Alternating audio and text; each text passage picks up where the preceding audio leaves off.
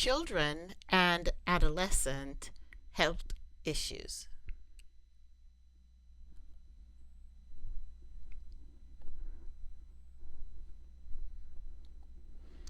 Children and adolescents are often perceived as generally healthy, yet, from a public health perspective, they represent one of the most vulnerable populations. Their vulnerability is closely tied to their stage in the life cycle. Children are still developing physically, cognitively, and emotionally, and they depend on adults for essential needs such as nutrition, shelter, safety, and access to health care.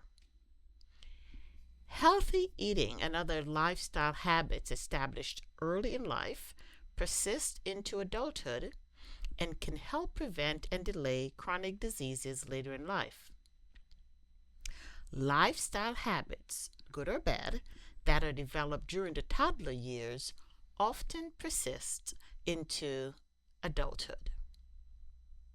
Childhood experiences influence outcomes across the lifespan, including the risk of chronic disease, educational attainment, and overall well being.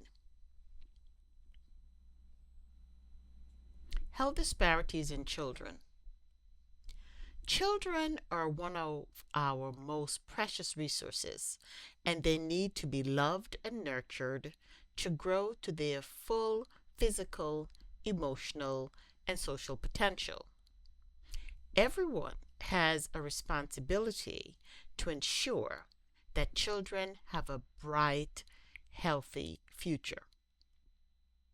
Children who experience health problems are more likely to miss school, have lifelong health problems, incur high medical costs, and have low productivity in adulthood.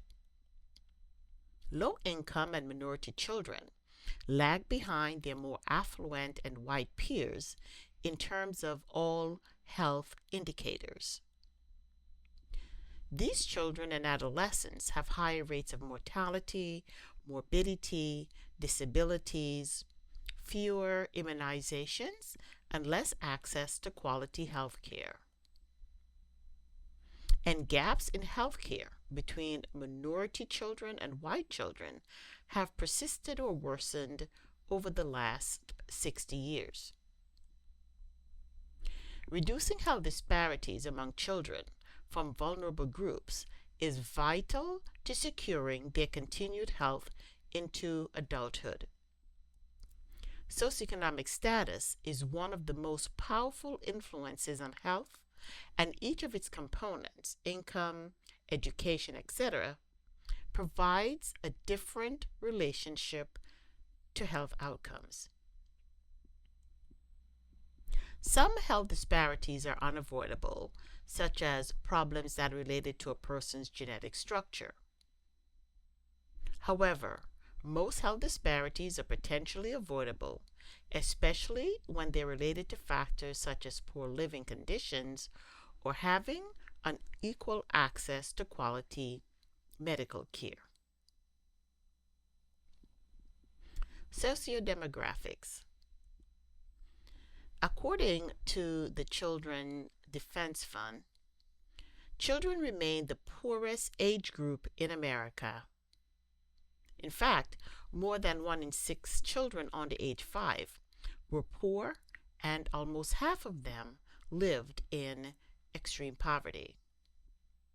Child poverty rate is nearly 1.5 times higher than that for adults ages 18 to 64, and 2 times higher than that for adults 65 and older.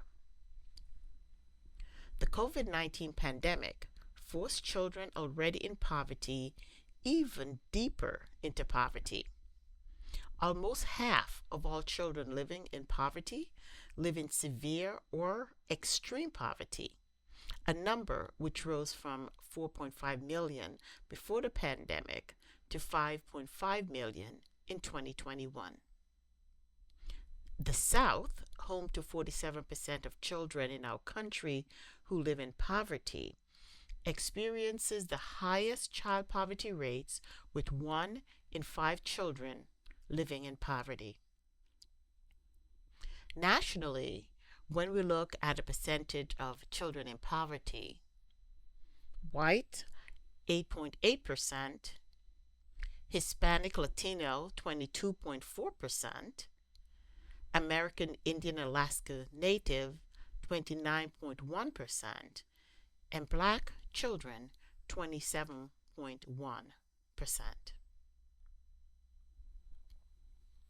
Children are much more likely to be poor if they live in a family headed by a single mother than if they lived in a married couple family. 10% of children living with two married parents live in poverty compared to 50% in female-headed families.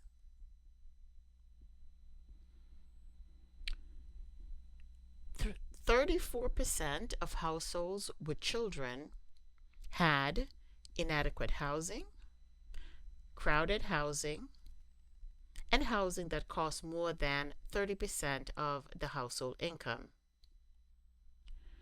Children are also the fastest growing segments of the homeless population. Substandard and overcrowded housing increase the risk for asthma due to insects and rodent drop-ins, dust mites, moles, and mildew, and poor indoor air quality.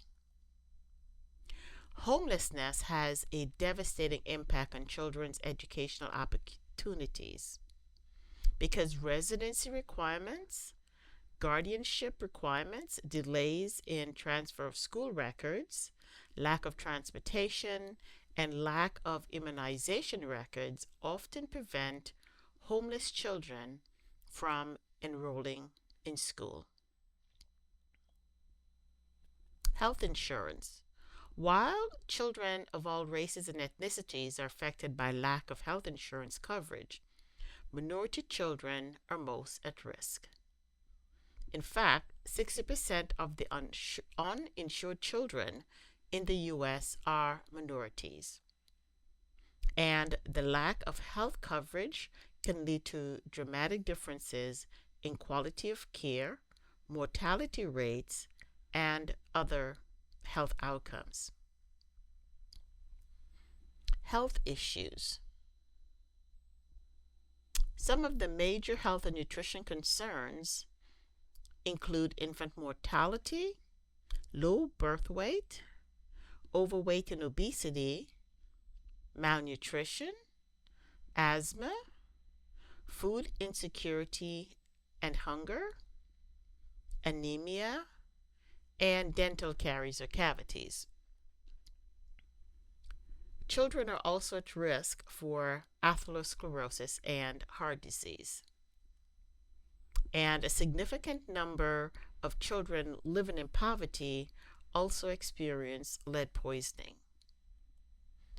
Other health concerns include mental health, child abuse and neglect, violence, homelessness, physical inactivity, inadequate sleep, poor dietary habits, and too much screen time.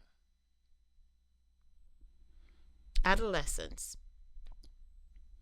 Adolescence is a critical period of growth and development. The physical, developmental, and social changes that occur during adolescence can greatly affect overall health and well-being. Adolescents are more likely to be uninsured than children. Risk-taking behaviors in adolescence include alcohol use, binge drinking, tobacco use, marijuana use, other drug use, risky sexual activity, unsafe driving, fighting, joining gangs, carrying weapons, and suicidal thoughts. Teen pregnancy is a major concern because of its social and economic impact. Pregnant teens are more likely to drop out of high school and be dependent on government assistance. Many teen girls have children from men over 24 years of age, which makes it difficult to tackle in teen pregnancy prevention programs. In summary, many American children and adolescents experience high rates of income, education, and health disparities. These disparities can affect their productivity in adulthood and the costs associated with health care. Health professionals need to develop programs and messages that are both child centered and family centered. And the family's lifestyle, religious, cultural, and socioeconomic level should be identified, and recommendations should be made accordingly.